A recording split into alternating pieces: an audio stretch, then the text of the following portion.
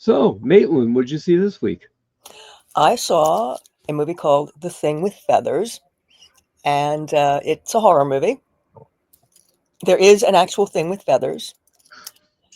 Yes, um, a black bird, but it's much more, about a family, in a rough shape. I mean, basically, it's two kids living with their father. Their mother has died recently. Dad is still devastated. And kids are quite young, so little kids can sometimes not really get the import of something like the death of a parent. And Yeah. if you're the other parent, you're probably not in the right frame of mind to figure out how to convey this information to small children. So, it's an upset household. And very much, although not from the literal point of view of the kids, you get the feeling that you are in large part bouncing back and forth between the perception of these kids who clearly, I mean, they know something's wrong because kids are very quick to pick up on vibes in the family unit Yeah. that aren't the way they should be. But the dad is devastated. So it's a very fraught kind of household. Yeah. So, in all this, the horror brings them together, rips them apart. Is that too much of a spoiler? The horror is actually interestingly subtle because the horror is a bird. It's a great big black bird. But the kids never see it, so it's not upsetting them, although they are clearly upset in the way that even young children are when they know something's wrong. One of the grown-ups isn't there and the other grown-up is not acting like himself. So the kids are just, you can see that they're dealing with it, but it's their father who's dealing with the big thing because, yes, he's just lost his spouse Yeah. and he is grieving the way an adult grieves, which is usually pretty intensely. So it's not a happy household. I'm just trying to get a sense because the thing I'm still not understanding is how the horror intermixes with that. Does it become the thing it brings them together? Is it the thing that rips them further apart? Is it just another layer on top of all the misery? Like I said, if it's a spoiler, I don't want to know, but if it's not a spoiler, I kind of want to understand. It is definitely another layer on top of all of the family drama. And the most obvious way to describe the thing with feathers is that it's a mental manifestation of the father's grief. It's just a great big Oh, okay. lurking, within his eyesight, basically, all the time. So I don't I don't recall ever seeing a moment there where I thought for a second, holy moly, there is an actual gigantic black bird living Got here and haunting him. It's simply a manifestation of a really dark grief. And one of the things that's really good about it is that it's rooted in the fact that, yes, he's just lost his wife, but he also has two small children. So, in order to grieve, you kind of need a little bit of mental space. But if you're looking after two small boys yeah. who don't yet understand why mommy isn't here, and he's definitely not in a place to explain it to them, it becomes a massive presence that normally would just be a presence sitting in the back of your head, making everything that little bit worse. But in this film, we see the giant black bird. Is that simply because you're being given a psychological point of view, kind of vision of what it is he's seeing? Is Yeah. it really a huge black bird that has come to haunt him? There's a very nice balancing act going on in this film because, yes, on the one hand, you are aware that you're getting a very particular character's perception. It's not Yeah. all point of view shots, but you know that the experience that you're being given to live with in this movie is the experience of a grieving father who knows he has just got to keep himself together because he has two quite small children, but who is also having a dark night of the soul. I've written two different stories where I take absolute delight in making the reader go as far as possible before finding out the narrator might be an unreliable narrator. Mm-hmm. Sounds like there's that very strongly being done here, and it's a hard balancing act. So if you're saying they did it well, I'm very impressed on that.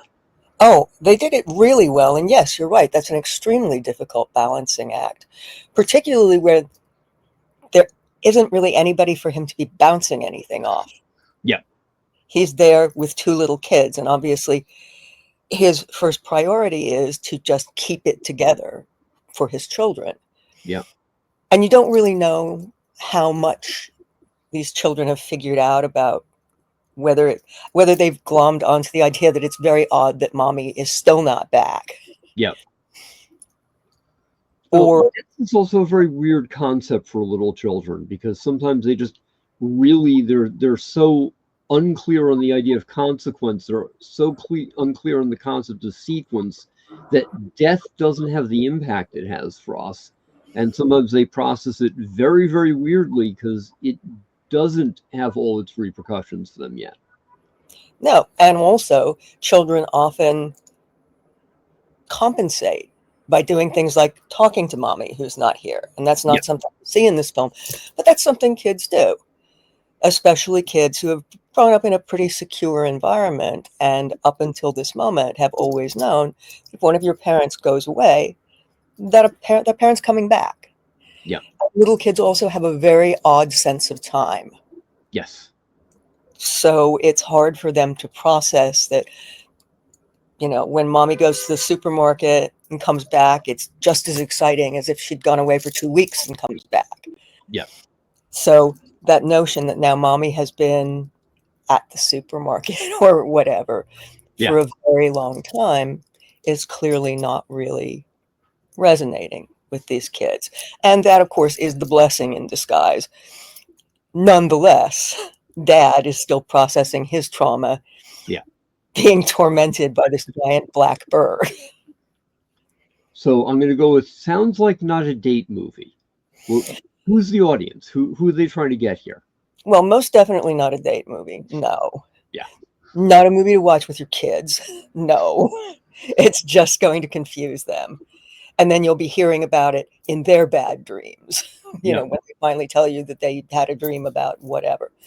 It's essentially, it is a portrait of grief. The grief of somebody who can't give into it. He can't go on a bender to get over it because he's got two little children. And it's go to the theater alone and cry in your seat kind of movie. I'm trying to figure out who's watching this, who's going to be enjoying this. That's a really good question. I enjoyed this movie because it's extremely well done. Yeah. And I enjoyed it because I loved that giant black lurking bird who really ought to be saying nevermore. Yeah. But doesn't, because I don't think dad is in a frame of mind to process anything like that. It's just, it is the bird is the giant shadow of his grief. Yeah. That for some reason he has personified in a bird.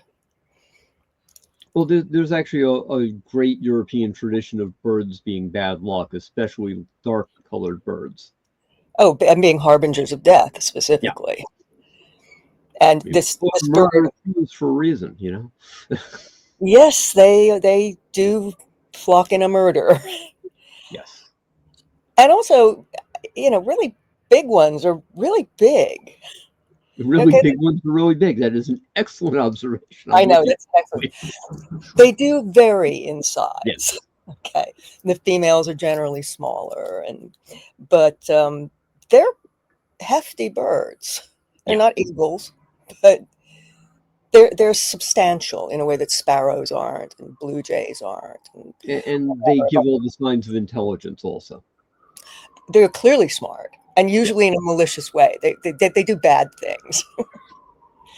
Not bad from their point of view, like, I don't know, eating all the fruit off the tree in your yard. That's a perfectly reasonable thing for them to be doing from a bird point of view, but that can upset you if you were not counting on it. So we're gonna. Yep. Sorry. I was going to say, more than anything, I think that Edgar Allan Poe just did these guys in. Yeah. Because having read that short story, you can never ever look at any of the big black birds and not see something frightening, quote, saying nevermore. Yes. And as a writer, I aspire to be that generationally traumatic to somebody someday. That whole generations will be upset because of things I wrote. Ah, Yes, you'll be like, I won. there you go. So this This, is a big thumbs up. I would definitely give this a thumbs up. Now, again, this is not a, it's not a movie for everybody. Yep. It is definitely not a conventional horror movie. You don't have a monster except for the monster of the manifestation of grief. But it's psychologically quite disturbing and extremely well acted. Very good. Thank you everybody for listening, and we'll see you all next week. See you all next week.